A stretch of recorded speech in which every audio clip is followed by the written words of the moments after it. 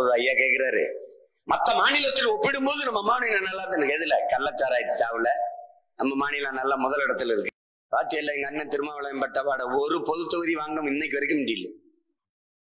தாழ்த்தப்பட்ட மக்களுக்கு என்று கட்சி வச்சிருக்கிற கட்சி கூட தம்பி இந்த முயற்சியை செய்யறான், வாழ்த்துக்கள். சொல்ல மாட்டேன், 50 லட்சம்லாம் கிடையாது, கோடி தான். கோடியில 100, 200, thousands. இன்னும் கொஞ்ச நாள் இருந்தோம்னா 10,000 கூட போவாங்க. நான் அண்ணன் உங்களுக்கு ஏற்கனவே சொல்லிட்டேன், சாப்பாட்டுலதான் எங்கள கூட்டு பொரியல், சண்டை நாங்க தனிச்சு தான் போடுவோம். கட்சியை கலைச்சு விட்டு வேற வேலைக்கு போனாலும் போவனே ஒழிய உங்களை அடமான வைப்பேன்னு மட்டும் நீ என்னைக்கு நினைக்காது. வாடகை கொடுங்க, வீடை வாடகை கொடுங்க, நிலத்தை ஒத்தி கொடுங்க. வாயை வாடகைக்கு விடுறவங்க இப்ப நிறைய பேர் உருவாக்கிங்க. வண்டி வாடகை வாய்களை வச்சுக்கிட்டு என்ன பேசினாலும் முட்டு கொடுப்பான். கடல் தாண்டி 7 மலை தாண்டி அந்த 7 மலையானை துணைக்கு அழைத்து வருவானே ஆபத்து. நாம் தமிழர் கட்சி ஐயோ ஆபத்து. ஆபத்து தான் யாருக்கு? மீனவ சொந்தங்கள் செத்து விழுகும் போது இன்னும் கடிதம் எழுதி கொண்டிருப்பது. நீ போஸ்ட் மாஸ்டர் முதலமைச்சர் ஆக்கிட்டு எல்லா பிரச்சனையும் தீர்ந்து போயிரும்னா என்ன சொல்றது? பெண்கள்கிட்ட சீமானுக்கு நாம் தமிழருக்கு போட்டீங்கன்னா உங்களுக்கு கொடுக்குற 1000 ரூபாயை நாங்க கொடுக்கறத நிப்பாட்டி பெறுவோம் சொல்லிச்சால. ஒரு கட்சியிலிருந்து மாவட்ட செயலாளர் 9 பேர், ஒன்றிய செயலாளர் 100 பேர், அப்படி பிரிந்து இந்த கட்சி என்றால் கட்டமைப்பு எப்படி செய்வது என்று தெரிந்திருக்கும். நான் உட்பட பல கட்சிகளில் அரசியல் கோட்பாடுகளில் ஆர்வம் ஒன்று இணைந்திருந்தேனே ஒழிய போய் அந்த இந்த மாதிரி களப்பணி எல்லாம் நம்ம செய்ததில்லை. நாம் கோட்பாடு கொள்கைகளில் அபிமானிகளாக இருந்தோம், அவ்வளவுதான். ஆனால் இது தன்னைத்தானே செதுக்கி கொண்டு வளர்கிற தானே பனை மரத்துக்கு எவரும் தண்ணி ஊற்றுவதும் இல்லை, உரம் போடுவதும் இல்லை. அப்படி தானா வளர்ந்த பனங்காடு தான் நாம் தமிழர் கட்சி. யாரும் எதுவும் ஒண்ணும் இதெல்லாம் ஒண்ணும் இல்லை. அது ஒரு இதுல சொல்றதா சரியில்லை, இன்னும் கொஞ்சம் வேலை செஞ்சிருந்தாலும். ஆனாலும் ஒரு திமிர் இருக்கணும். ஒண்ணுமே இல்லாமல இவ்வளவு அடிச்சு ஏறி நின்றுருக்கோம் அப்படின்னா அதுவும் ஒரு பெருமைதான். 75 ஆண்டுங்கிறான், 65 ஆண்டுங்கிறான். அரட்டவசர் பசங்களை பார்த்து பாயந்து ஓடுறான். நம்ம என்ன செய்யறது தெரியல. நமக்கு தொகுதிக்கு 50 கோடி முதலீடு செஞ்சவன் இருக்கிற வேட்பாளர்கள் என் தம்பியெல்லாம் அழைச்சு சொல்லுவாங்க, வாக்கு எண்ணும் போது அந்த வேட்பாளர் எங்களையே முறைச்சு பாக்குறாரு அப்படின்னு. ஏன்னு கேட்டா ஒருத்தர் சொல்லிருக்காரு, ஒரு தங்கச்சிட்டு, ஏமா 100 கோடிமா, அது சொல்லுவார்ல என் தம்பி படத்துல, 1 கோடி நீ பார்த்த அது மாதிரி ஆகும். 100 கோடி செலவு பண்ணேன், இது 1 பைசா செலவு பண்ணாம என்னை தோக்கடிச்சுட்டு போயிட்டு என்னமோ நாம செலவு பண்ண சொன்ன மாதிரி. நான் என்ன சொன்னீங்க சொல்ல வேண்டியதானப்பா, அந்த 1 கோடியில வட்டி காசை எங்களுக்கு கொடுத்துருக்க கூடாதா?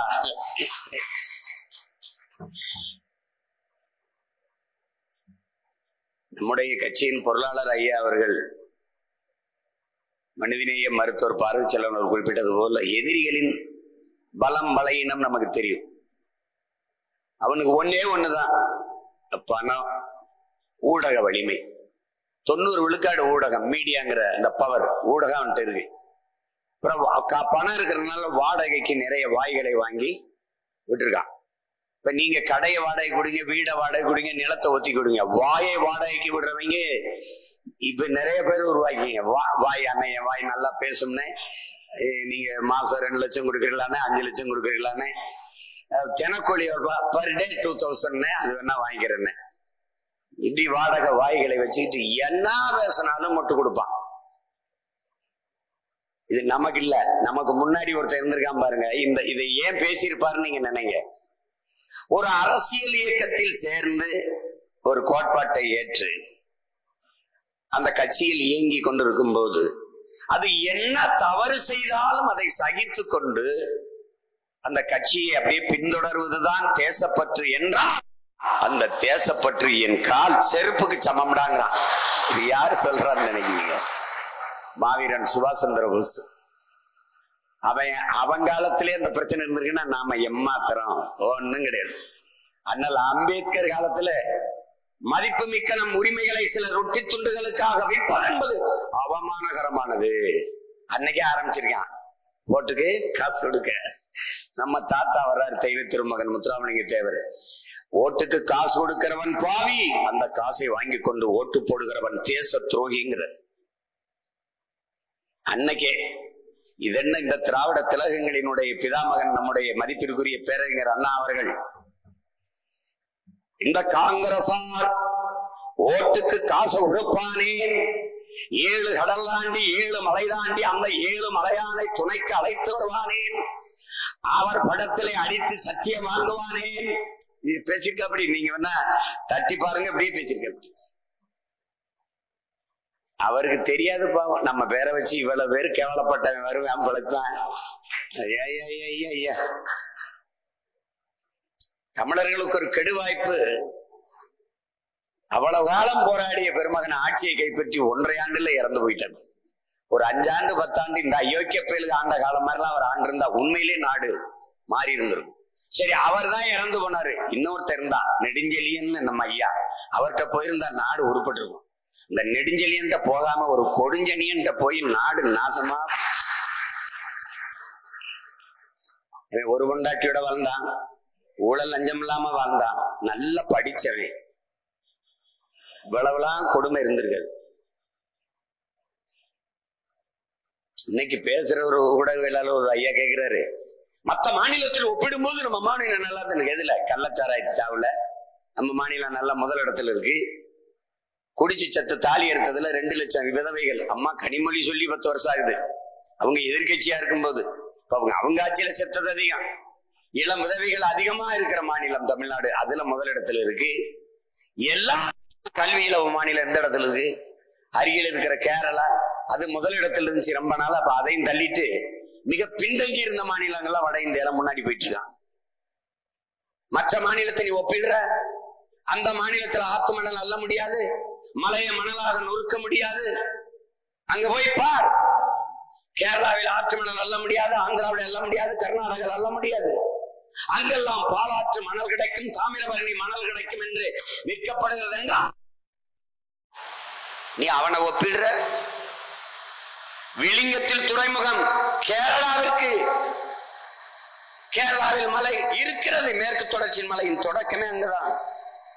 ஆனால் கற்கள் போவது என்னுடைய கன்னியாகுமரி மேற்கு தொடர்ச்சி மலையில் இருந்து 1 கிலோ 80 லட்சம் டன் அவன் அறிவிச்சது.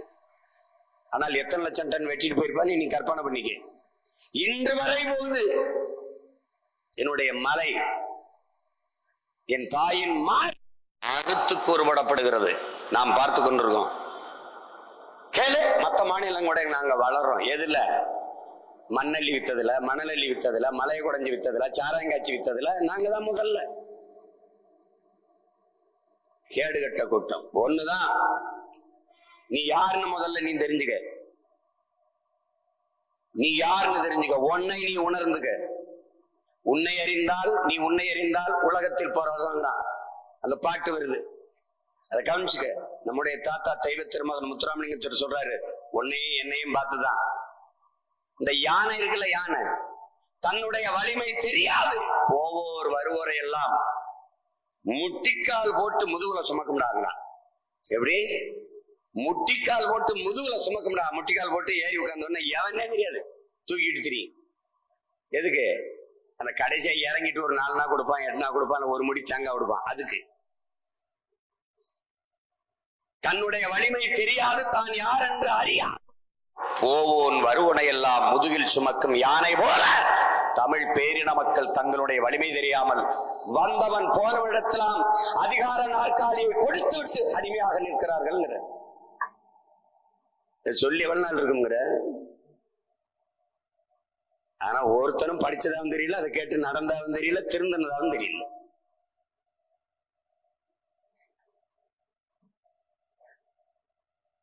தாய்மொழி சிதைந்து அழிவதை பார்த்து கோபப்படாது வருத்தப்படாத ஒரு இனம் இருக்குமானால் அது உலகத்திலே தமிழினம் தான். இந்த கேவலத்தை எங்க போய் சொல்லுவேன்? ஒரு பண்பாட்டு படையெடுப்பு கண்ணு முன்னாடி நடந்துகிட்டு இருக்கு. இப்ப தம்பி கண்ணிலோங்கவ காவல்துறை கூப்பிட்டு நீங்க தொடர் குற்றத்தில் ஈடுபடுறீங்கன்னு கூப்பிடுது. தொடர் குற்றம் என்ன தெரியுமா அவன் செஞ்சது? தொடர்ச்சியா மக்களுக்காக நம்ம கட்சி போராடுறது. இப்ப நம்ம மலைச்சாமி ஐயாவை மீனவரை சுட்டு கொண்டுட்டான் சிங்களன். உடல் வந்துருச்சு. இந்த உடல் வரல, 2 பேர் உடல் என்னாச்சுன்னு தெரியல. உடனடியா என்ன நடவடிக்கை எடுத்து எங்களுக்கு தகவல் சொல்லுங்கன்னு போராடாம 1 வாரம் கழிச்சு போராடுவீங்களா?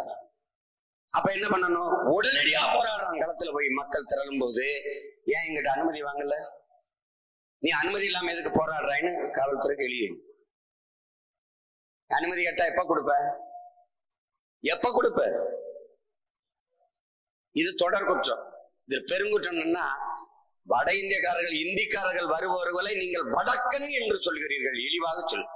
வடக்கு இருந்து வரவன வடக்கன் தான் சொல்லணும். அப்ப இதெல்லாம் ஒரு குற்றம், சமூக குற்றம். எங்களை அவன் போனா சவுத் இந்தியன் தான் சொல்றான், தென்னிந்தியன் தான் சொல்றான், தென்னாட்டான் தான் சொல்றான். அது மாதிரி நாங்க வடநாட்டான் வடக்கன்னு சொல்றோம். இதெல்லாம் அங்க ஒரு குற்றம், கொடுமை. இங்க ஒண்ணு, என்னுடைய தம்பி திருமுருகன் சொன்ன மாதிரி கூட்டு வேண்டும். நான் அண்ணன் உங்களுக்கு ஏற்கனவே சொல்லிட்டேன், சாப்பாட்டுலதான் எங்கள கூட்டு பொரியல். சண்டை நாங்க தனிச்சுதான் போடுவோம். வெற்றியா தோல்வியா அது எங்களுக்கானது.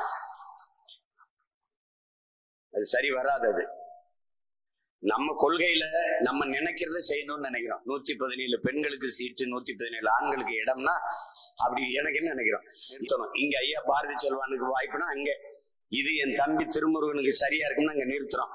கூட்டணி வச்சு அதெல்லாம் நிறுத்த முடியாது. பாத்தியில்ல, எங்க அண்ணன் திருமாவளவன் பட்டபாட ஒரு பொது தொகுதி வாங்க இன்னைக்கு வரைக்கும் முடியல. ஆனா வட மாவட்டத்தில் அதிக வாக்கை வாங்கி திமுக வென்று இன்னைக்கு பதவியில் இருக்குன்னா அதுக்கு காரணம் அவர் தான். கட்சியை கலைச்சு விட்டு வேற வேலைக்கு போனாலும் போவனே ஒழிய உங்களை அடமான வைப்பேன்னு மட்டும் நீ என்னைக்கு நினைக்காது. பேசுவான் 150 லட்சம்லாம் கிடையாது, கோடி தான். கோடியில 100, 200, thousands. இன்னும் கொஞ்ச நாள் இருந்தோம்னா 10,000 கூட போவாங்க.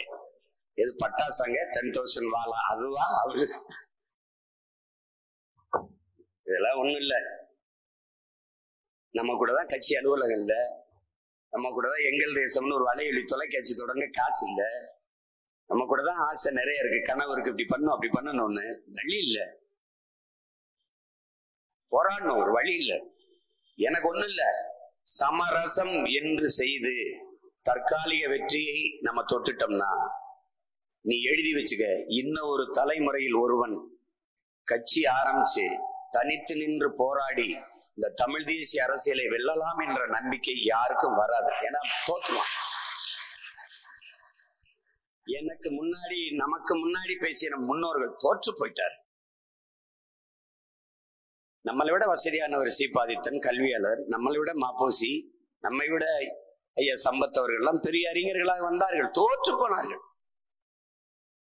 தமிழ் தேசம் என்ற கட்சி ஆரம்பிச்சாரு ஐயா சம்பத் அவர்கள், போய் காங்கிரஸ்ல போய் சேர்ந்துட்டு விட்டார். நம்மளுடைய நிறுவனர் ஐயா சீபாதித்தனார் திமுக போய் சேர்ந்துட்டார். அந்த தவறை எம்ஜிஆரை பார்த்து அரசியலுக்கு வந்தவர்கள், அண்ணா கருணாநிதியை பார்த்து அரசியலுக்கு வந்தவர்கள், ஜெயலலிதாவின் தொண்டர்கள் செய்யலாம், பிரபாகரன் பிள்ளைகள் அதை செய்ய முடியாது, செய்யக்கூடாது. நான் முடிவெடுக்க இந்த தங்க தொகுதி என் மகள் தேன்மொழிக்கு முடிவெடுக்கிறோம், இந்த தொகுதி எங்க ஐயா கிருஷ்ணகுமாருக்கு, இந்த தொகுதி இவருக்குன்னு முடிவெடுக்கிறோம். இந்த தொகுதியில என் தம்பி காசிராமன் போட்டியிடுறான்னு நான் உட்கார வச்சு தங்கச்சி என்னன்னா கட்சிக்கு எவ்வளவு ஃபண்டு கொடுப்ப, தொகுதிக்கு எவ்வளவு செலவு பண்ணுவேன், அந்த நேர்காணல்லாம் எங்க கிட்ட கிடையாது.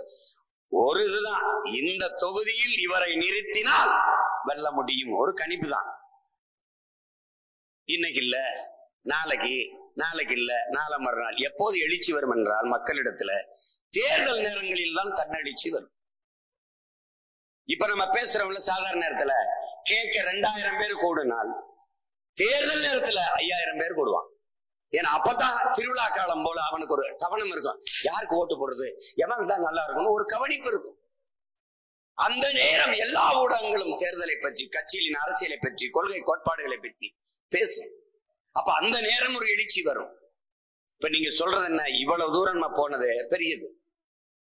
நமக்கு என்ன இருந்தது, நம்மளை பற்றி நாம் தான் பேசுகிறோம், நாமும் பேசுவதில்லை. இந்தியாவில் ஒரு அரசியல் கட்சி அது வெல்லுது வீழுது. சரிவாதி பெண்களுக்கு அரசியல் களத்தில் தேர்தல் களத்தில் நிற்பதற்கு வாய்ப்பு கொடுக்கிற ஒரு கட்சி நாம் தமிழர் கட்சி என்று யார் பேசி பாராட்டினார்? தமிழக அரசியல் தளத்திலே ஆதி தமிழ் குடிகளுக்கு பறையருக்கு இங்க அரசியல் சாசனம் தந்ததுதான் 42 தொகுதி தேவேந்திரருக்கும் பறையருக்கும். அரசியல் கட்சியில் தந்தது எத்தனை தொகுதி? ஒருத்தன் சொல்லு பார்ப்போம். 16ல 22 தொகுதி கொடுத்தோம், 21ல 16 தொகுதி கொடுத்தோம். இங்கே நம்ம ஆதி குடிகள் தமிழ் பேரினத்தின் தொன்மக்குடிகள் குயவர், குறவர், வண்ணார், முடிதிருத்திர நாவிதர், தச்சர், இந்த மாதிரி நெசவர், இந்த மாதிரி இதுகளுக்கு நம்ம இனம் சார்ந்த இதுகளுக்கு யாருக்காவது சீட்டு இருக்கா பாரு சொல்லு. துணி வெளுக்கிற சலவை தொழில செய்யற வண்ணார்களுக்கு இருக்கா? ஒரு எம்எல்ஏ பாத்திருக்கியா? நீ பாத்திருக்கியா? ஆனால் இவர்களுக்கெல்லாம் தேர்தலில் நிக்க இடம் கொடுத்த கட்சி நாம் தமிழர் கட்சி. யார் பேசணும்? பேச மாட்டான். தாழ்த்தப்பட்ட மக்களுக்கு என்று கட்சி வச்சிருக்கிற கட்சி கூட தம்பி இந்த முயற்சியை செய்யறான், வாழ்த்துக்கள் சொல்ல மாட்டான். ஏனென்றால் இவர்களுக்கு சீமான் ஆபத்து, நாம் தமிழர் கட்சி ஐயோ ஆபத்து. ஆபத்து தான். யாருக்கு ஆபத்து இல்லை நான் சொல்லலையே, ஆபத்து தான். யாருக்கு? அயோக்கியனுக்கு, திருடனுக்கு, ஊழல் லஞ்சம் வாங்கி ஊறி திளைத்தவனுக்கு, என் நிலத்தின் வளத்தை சுரண்டி கொளுத்தவனுக்கு, நாங்கள் செத்து விழுகும் போது இங்கே மயிலாட நடத்தி வேடிக்கை பார்த்தவனுக்கு, மீனவ சொந்தங்கள் செத்து விழுகும் போது இன்னும் கடிதம் எழுதி கொண்டிருப்பவர்கள். நீ போஸ்ட் மாஸ்டர் முதலமைச்சர் ஆக்கிட்டு எல்லா பிரச்சனையும் தீர்ந்து போயிரும்னா?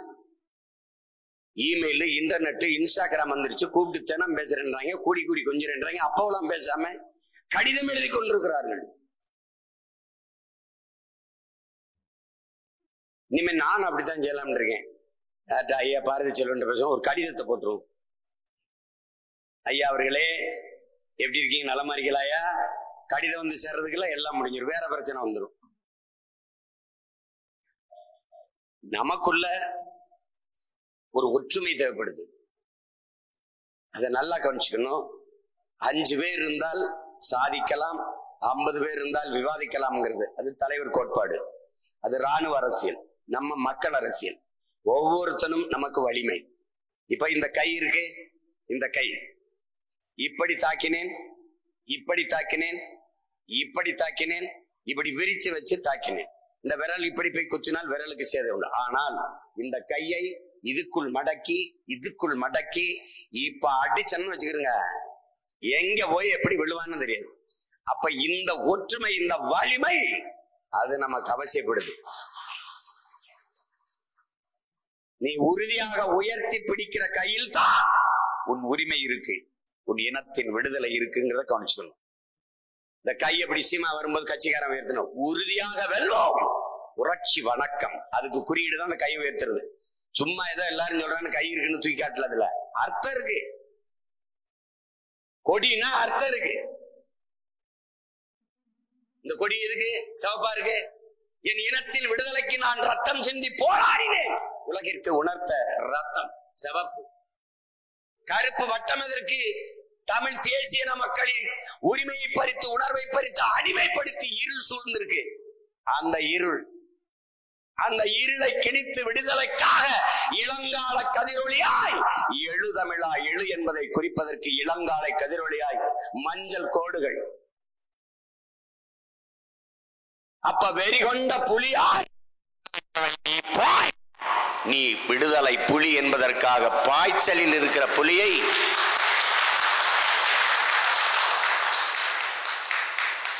அதுல அந்த கோடு 26 கோடு 27 கோடு இருக்குது.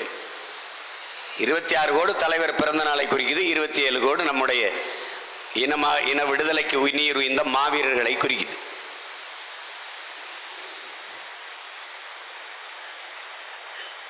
நாம் ஈகத்தில் தியாகத்தில் நம்மளை மிஞ்சிய இனம் கிடையாது.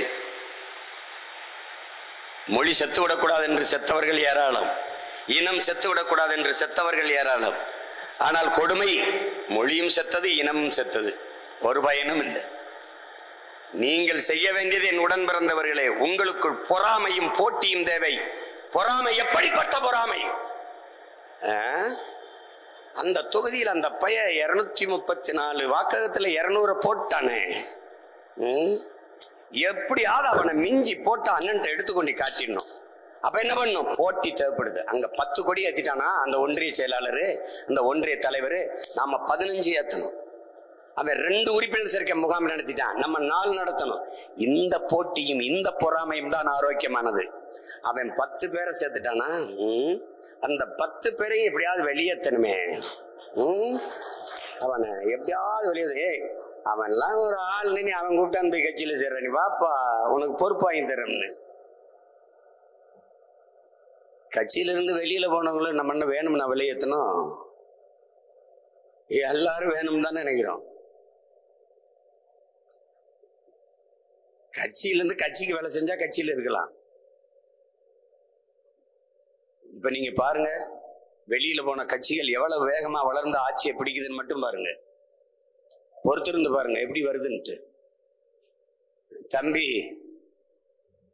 மனித உருவத்தில் இருக்க ஒரு காட்டானாலேயே இது கட்டுப்படுத்தி கொண்டு போக முடியல.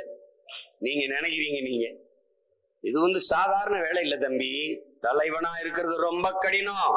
அதுவும் தமிழினத்திற்கு தலைவனா இருக்கிறது ரொம்ப ரொம்ப கடினம். நீ சாதி தலைவன், மத தலைவன், இந்திய தலைவன், இந்து தலைவன், அந்த தலைவன், அந்த தலைவனா வந்துடலாம். ஆனால் மொழி, இனம், கொள்கை, கோட்பாடு பேசி தமிழினத்திற்கு இருக்கிறது ரொம்ப கடினம்.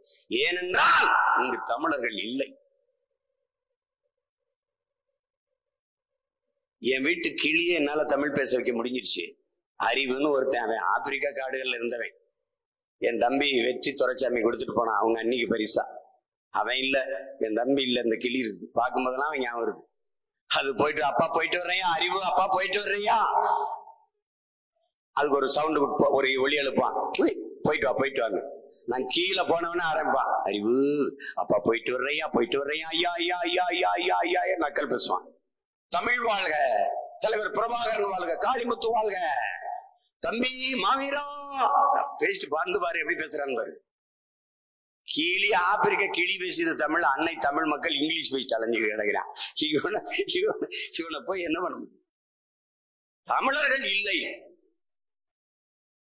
இருக்கிறவன் சாதி தமிழன், மத தமிழன். பத்தாக்குறைக்கு திராவிட இந்தியா அடிமை. அவனே பங்காளி வடிவேல் சொல்ற மாதிரி பாரதியாரா, பாரதிதாசனா, பாரதி ராசாவா, பாரதியாரா, அவரே கன்ஃபியூஸ் ஆகி போய் கிடக்கிறார். இந்த காவலன் படத்துல சொல்ற மாதிரி அவனே தமிழன் சொன்ன ஓட்டு விழுமா, திராவிடன் சொன்ன ஓட்டு விழுமான்னு குழப்பத்திருக்கான். மாநாடு முருகனுக்கு நடத்துறது திராவிட மாடல் ஆட்சி. ஆனா அறிக்கை, முதல் மாந்தன் தமிழன், முதல் மொழி தமிழ், தமிழ் மொழி நம் மொழி என்கிற பெருமை, நாம் தமிழினம் என்கிற பெருமை இருக்க வேண்டும். முத்தமிழ் முருகன் மாநாடு நடத்துறது யாரு? தீபம் விளக்கெண்ணெய், தீபம் விளக்கேற்றும் எண்ணெய். எல்லாரும் மாநாடு என்ன? சாப்பிட்டு 50,000 பேர் சாப்பிட்டார்கள். வெது வெதுன்று சூடா இட்லி பரிமாறப்பட்டது, ஆப்பம் பரிமாறப்பட்டது, அந்த சட்டினி, இந்த குருமா, இது சாப்பிடப்பட்டது. அப்புறம் வந்த ஒரு 2 லட்சம் பேருக்கு அந்த பஞ்சாமிரதம் கொடுக்கப்பட்டது. இதுதான்டா முருகன் திருவிழா. இதுதான். ஏன் இவங்க 2 பேரும் போல? அதுக்கு முதல்ல சொல்லிட்டேன், போகணும். எங்க அருணகிரினார் எங்க பாட்டை எழுதுன திருப்புகளை பாடணும், எழுதி வைக்காம பாடணும். பக்தி திருமுத்து திருநகை அதை பாடணும். பாடணும்னா என்ன? சும்மா ஏதோ. அதனால ஒன்று தெரிகிறது, தங்கை சொல்லும் போது திருவிடைமருதூர்ல அங்க ஆள் இல்லை. ஆள் இல்லைன்னா என்ன பண்ணணும்? நீங்க தம்பிமார்கள் நீங்க என்ன பண்ணணும்? எந்த இடத்தில் ஆள் இல்ல அது பட்டியல் இருக்கு. அப்ப அங்க வேலை செய்ய ஆள் இல்லையா? இங்க இருக்கா? நீங்க போய் உந்தூர்லி அல்லது மிதுவண்டி ஈரூர்லி அல்லது அந்த ஏதாவது ஒரு வாகனத்தை எடுத்துக்கிட்டு போயிட்டு சுவரொட்டி, ஒரு நாள் சுவரொட்டி நம்முடைய தத்துவங்கள். நீங்க இன்னும் சுவர்ல சீமான், அப்புறம் இந்த படங்கள், அது வல்ல கொள்கை கோட்பாடு, அது எல்லா பேரும் சுவத்துல எழுதுவான். நீ தத்துவத்தை எழுதணும். வென்றாக வேண்டும் தமிழ், ஒன்றாக வேண்டும் தமிழர், தமிழால் இணைந்து நாம் தமிழராய் நிமிர்வோம். அங்க பறக்கட்டும் புலிக்கொடி, சிறக்கட்டும் தமிழ்குடி, நாம் தமிழர் எழுதணும். அனைவருக்கும் கல்வி, கல்விக்கேற்ற வேலை, வேலைக்கேற்ற சம்பளம், அதை கொண்டு வாழ்கிற பெருமை மிக்க வாழ்வு, இதுவே நாம் தமிழர் கனவு. அங்க போடணும். நஞ்சில்லா உணவு, அதுவே நாம் தமிழர் கனவு. நம்மாழ்வார், இயற்கை வேளாண் விஞ்ஞானி நம்மாழ்வார் அப்பா, அவரின் கனவை நிறைவேற்ற துடிக்கும் பிள்ளைகள் அழைக்கிறோம். உறவாக, உணர்வாக இணைய நாம் தமிழர். இப்படி போஸ்ட் ஒட்டணும். நீ ஒரு தடவை ஒண்ணு செய். தஞ்சை சோழ மண்டலம் ஒரு 10 தொகுதியில உறுப்பினர் சேர்க்கை முகாம், அண்ணன் நீங்க வந்து தொடங்கி வைங்கன்னு. ஒவ்வொரு தொகுதிக்கு வந்து நான் தொடங்கி வைக்கிறேன். நீ வந்து ஒண்ணு போட்டு உட்கார்ந்துட கூடாது. ஒரே நேரத்துல 10. எப்ப நீ வெற்றி அடைவாய்? இந்த இடத்துல எவ்வளவு ஆண்கள் இருக்கீங்களோ அதுக்கு இணையா இந்த பக்கத்துல அவ்வளவு பெண்கள் உட்காரும் போது நீ வென்றுவ. நீ ஏன் வெல்றதில்ல? இவங்க எல்லாம் அவங்களா வந்தது. நம்ம வீட்டுல பெண்கள் இருக்காங்க, அம்மா இருக்காங்க, அக்கா இருக்காங்க, தங்கச்சி இருக்காங்க, கூட்டி வர்றது இல்ல. நான் முன்மாதிரியா இருக்கணும்ட்டு என் மனைவியை அழைச்சிட்டு வந்தேன். குடும்ப அரசியல், கயல்வெளியை பொதுச் செயலாளர் ஆக்க போகிறார். அது என்ன, ஐயோ நான் வரலப்பா உங்க கட்சிக்கு, நான் வீட்டுல இருக்கேன். ஏண்டா எல்லாரும் அவரவர் குடும்பத்தில் இருக்கிற வாடகைக்கடா பெண்களை புடிச்சிட்டு வர முடியும்? நம்ம வீட்டு பெண்கள் வந்து பங்கேற்காதான்டா.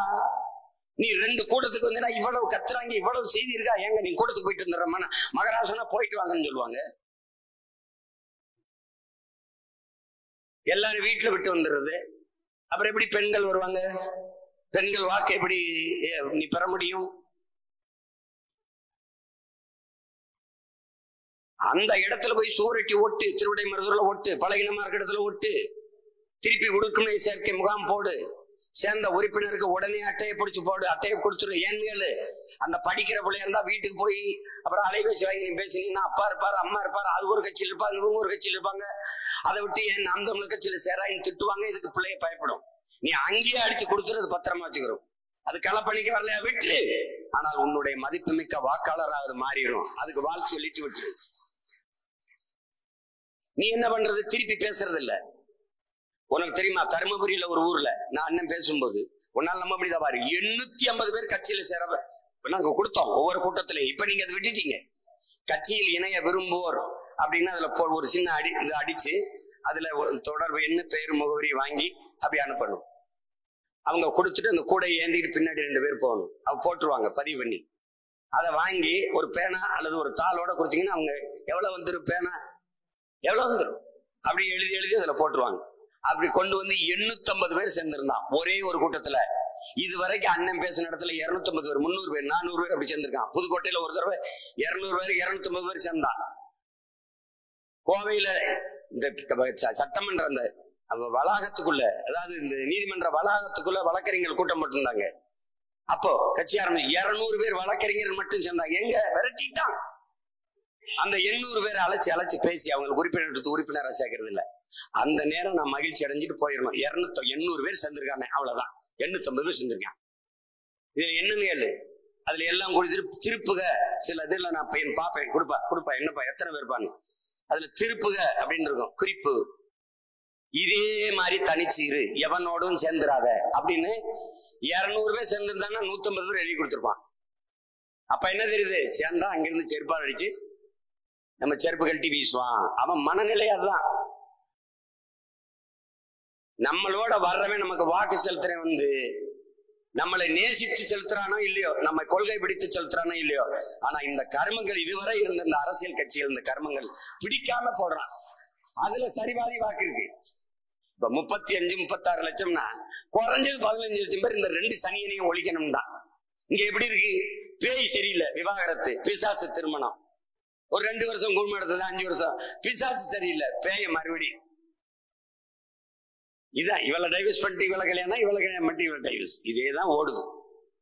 இந்த நிலையில் நாம் மாற்றத்தை தொட வேண்டும் என்றால், என் அன்பு தம்பி தங்கைகளே, அருமை உடன் பிறந்தார்களே, நம்முடைய வலிமை என்பது விடாத போராட்டம் தான். சிற்றெரும்பு போல எறும்பு ஊற ஊற அம்மியும் தேயுங்கிறான்.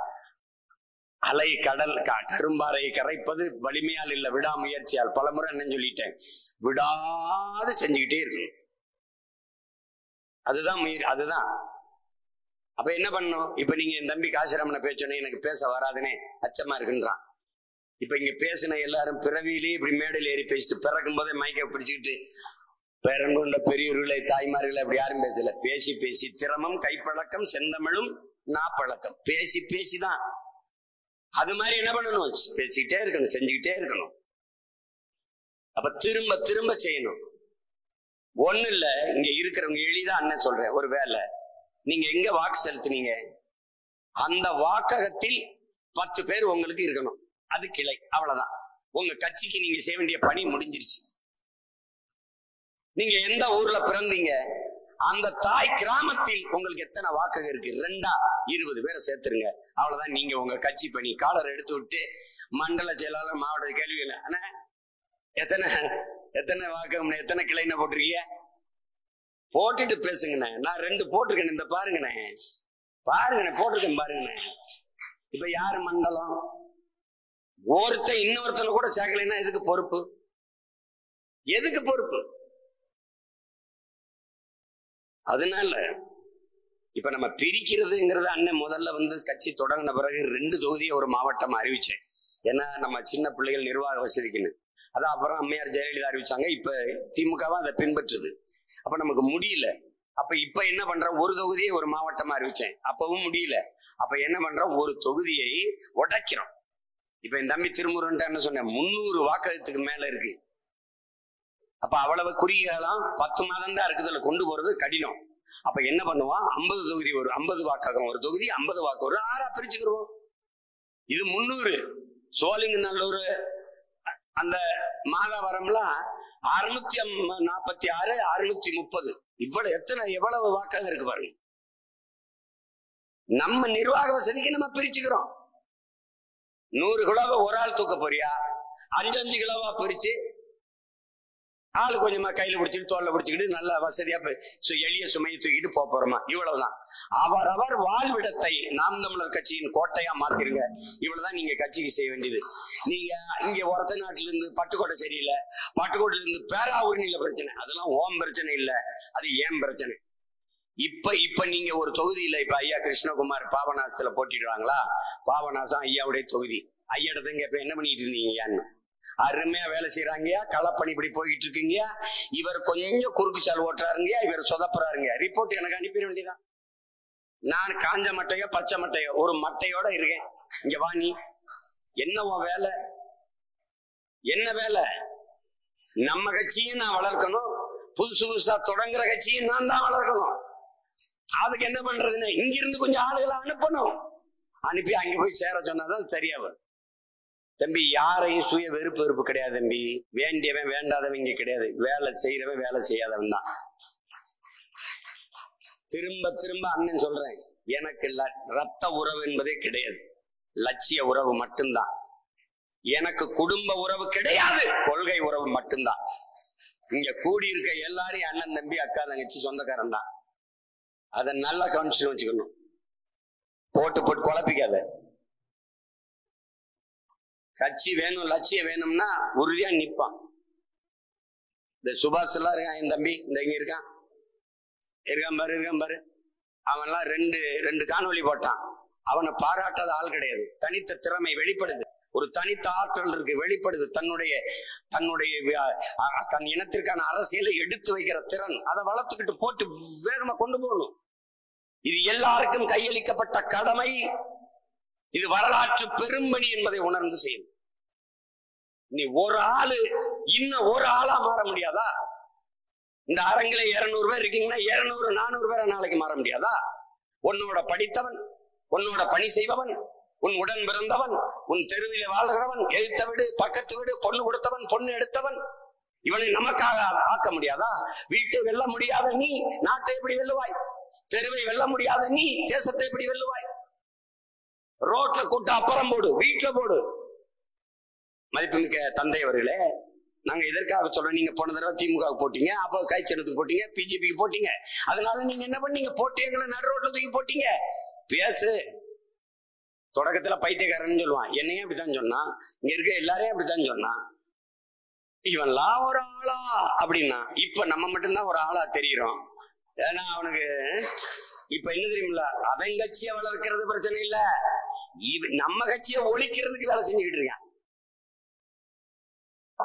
எளிய கோட்பாடு, உன் எதிரி தோற்க வேண்டும் என்று நீ போராடாத, நீ வெல்ல வேண்டும் என்று போராடு. திராவிடம் ஒழிக சொல்லாத, தமிழ் வாழ்க அத முழக்கமா வை. உன் வார்த்தையில் எதுக்கடா அதெல்லாம் தெண்டமா உச்சரிக்கிற? இந்தி ஒழிக வேளாண் கோட்பாடு. தமிழ் வாழ்க, தமிழ் தாய் வாழ்க, தமிழ் வெல்க வளர்க, அதான்டா நம்ம கோட்பாடு. உயரமா இருக்கிறவன குள்ளமாகணும்னு நீ ஏன் வேண்டிக்கிற? நீ உயரமாகணும், அவ்வளவுதான். நீ உன்னுடைய திறனை வீணாக்காத. அவன் எழுதுவான், அவனுக்கு மனநோய், உன்னை விமர்சி எழுதிக்கிட்டு இருப்பான். எதுக்கிட்ட எழுதுறான்? 15 ஆண்டு தொடர்ச்சி ஆட்சியில் இருந்தியாடா, 20 ஆண்டுகள் ஆட்சியில் இருந்த நாட்டை நாசமாக்கினியா, கொள்ளையடிச்சியா, கொலை செஞ்சியா, என்ன பண்ண? முறையற்ற நிர்வாகம் பண்ணியா, ஊழல் லஞ்சத்துல ஊறி கொளுத்தியா? இல்லையே. அப்ப திட்டான். காழ்ப்புணர்ச்சி, பொறாம, இயலாம புலம்பிட்டு இருக்கட்டும், நீ வேலையை பாரு. நீ என்ன செய்யற? உன்னை விமர்சிப்பவனுக்கும் சேர்த்து போராடி கொண்டிருக்கிறாய். அந்த திமிர் உனக்கு இருக்கணும். செய்வாரா சொல்றான்ல, எனக்கு துரோகத்தை செய்து விட்டான், என்ன செய்யலாம்? ஒரு புன்முறுவலை சிந்தி விட்டு செல்றா, அப்படி சிரிச்சுட்டு போடாங்கிறான். அதுதான் நீ பின்பற்றணும்.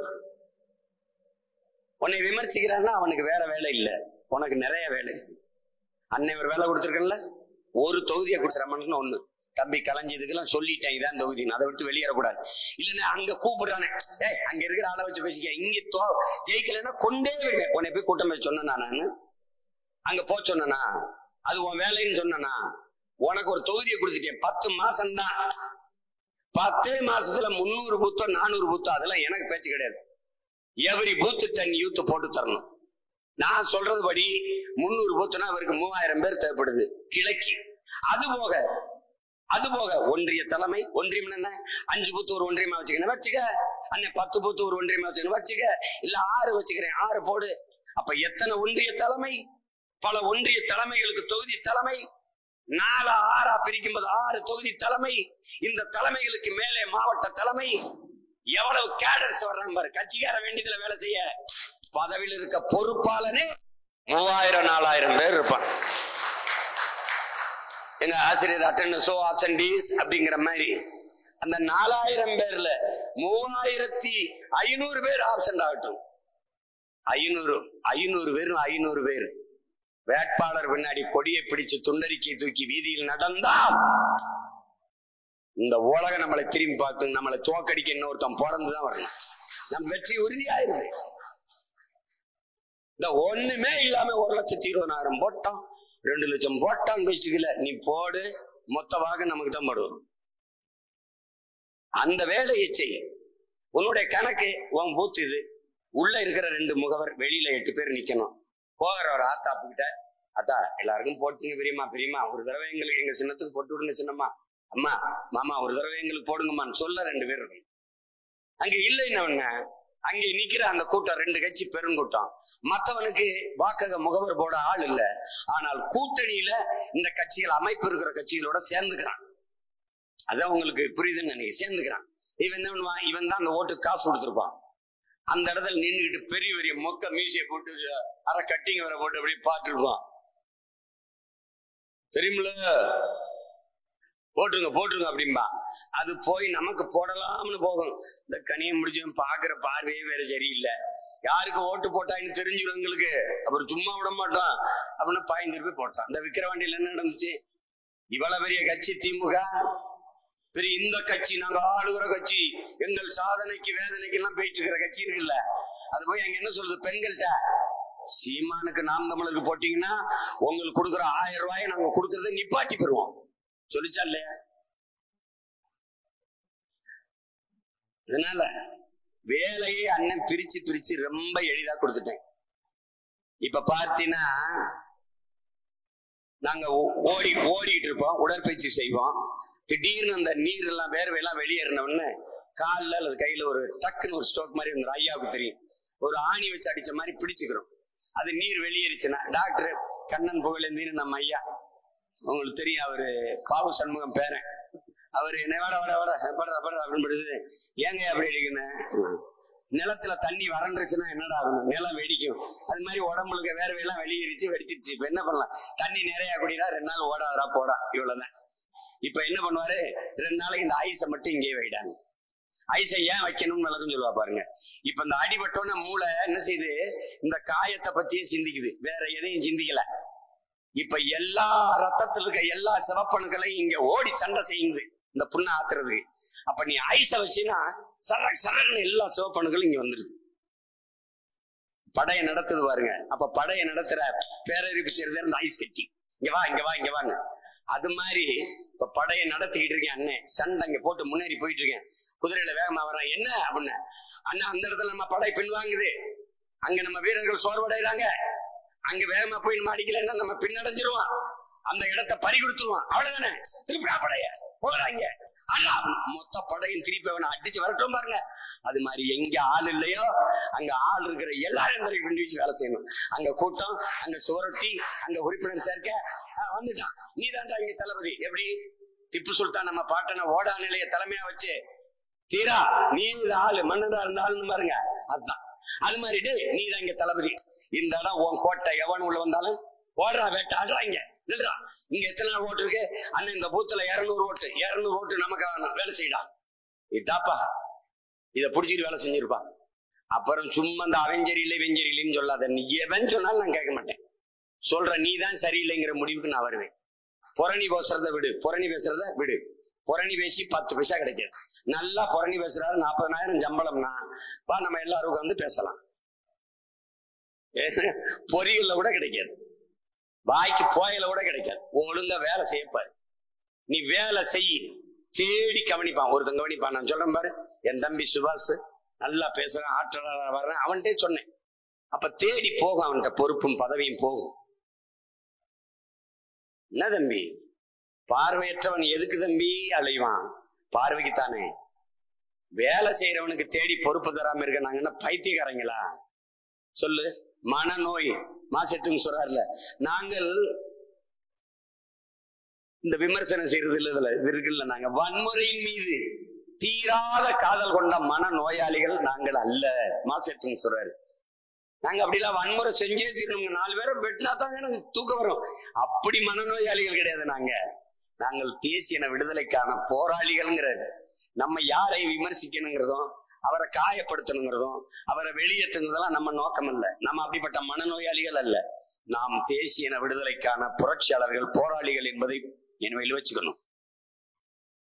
அதே மாசத்தும் சொன்னதுதான். செஞ்சேனை நடத்தி போகும்போது பல்லாயிரக்கணக்கான வீரர்கள் இறந்து போனாங்க. உடன் இருந்தவன், உடன் பயிற்சி எடுத்தவன், சக தோழன். ஆனால் உயிரிட்டு போயிட்ட உடலை தோல்ல தூக்கிட்டு போவது சுமை. அதனால அங்கேயே குழிய பறிச்சு புதைச்சிட்டு வணக்கத்தை செலுத்திட்டு போயிட்டாங்க, செவ்வணக்கத்தை செலுத்திட்டு. அப்ப மாசத்தும் சொன்னதான், இறந்தவர் போக இருப்பவர் முன்னேறுகன்னு. அதே வேற மொழியில் உங்க அண்ணன் சொல்றேன், சென்றவர் போக நின்றவர் களமாடுக. அவ்வளவுதான். இலக்கு ஒன்றுதான், இனத்தின் விடுதலை. இனம் ஒன்றாவோம், இலக்கை வென்றாவோம். புரட்சி எப்போதும் வெல்லும், நமது வெற்றி நாளை எதை சொல்லும்.